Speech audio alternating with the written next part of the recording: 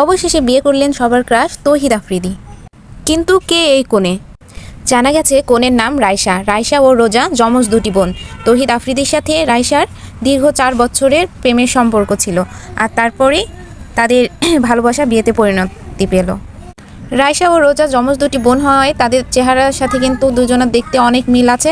আর অনেক গুঞ্জন শোনা গেছে যে তৌহিদ আফ্রিদির নাকি রোজার সাথে সম্পর্ক ছিল, কিন্তু না, তৌহিদ আফ্রিদির রাইসার সাথে সম্পর্ক ছিল দীর্ঘ 4 বছরের।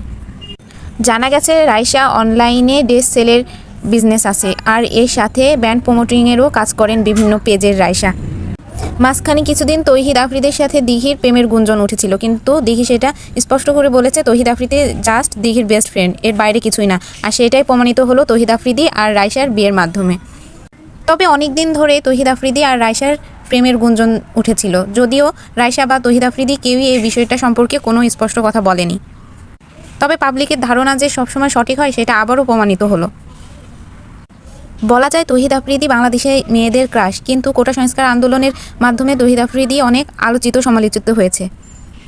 এত আলোচিত সমালোচিত হওয়ার মধ্য দিয়েও তার বিয়েটা কিন্তু রাজকীয়ভাবে সম্পূর্ণ হলো। বিনোদন জগতের ভাইরাল সমস্ত কিছু সবার আগে পেতে প্লিজ আমার চ্যানেলটা সাবস্ক্রাইব করবেন। ধন্যবাদ।